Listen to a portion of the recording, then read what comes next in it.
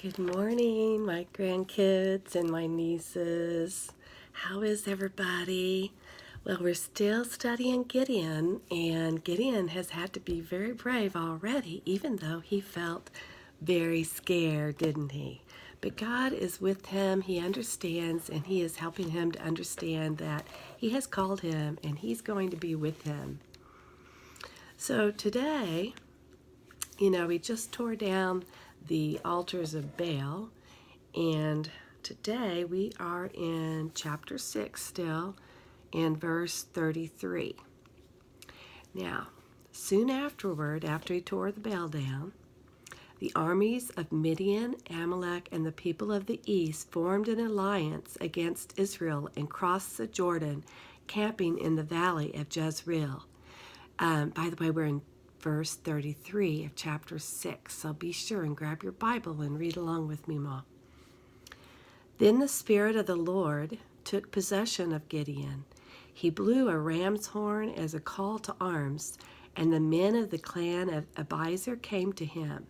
He also sent messengers throughout Manasseh, Asher, Zebulun, and Naphtali, summoning their warriors, and all of them responded. Remember, those are different tribes. So the enemy is gathering, and the Spirit of God comes on Gideon, and he blows the horn, signifying we're going into battle. And then in verse 36, Gideon said to God, "If you are truly going to use me to rescue Israel as you promised, prove it to me in this way. I will put a wool fleece," that is like the wool of a lamb or a sheep, "on the threshing floor tonight. And if the fleece is wet with dew in the morning, but the ground is dry, then I will know that you're going to help me rescue Israel as you promised." So Gideon is still a little bit scared. He just wants to be sure that God's going to be with him.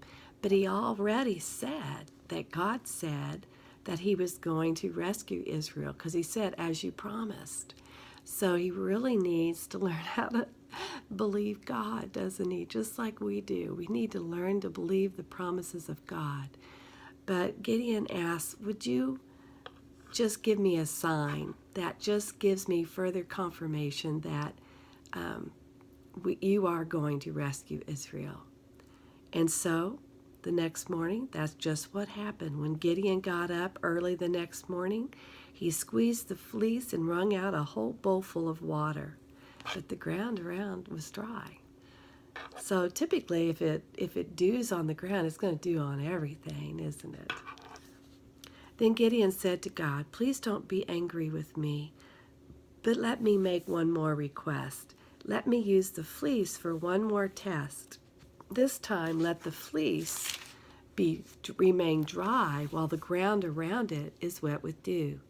So that night, God did as Gideon asked.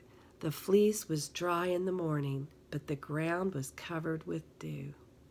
God really wanted him to understand that, yes, he had called him, and he is going to use Gideon to rescue Israel.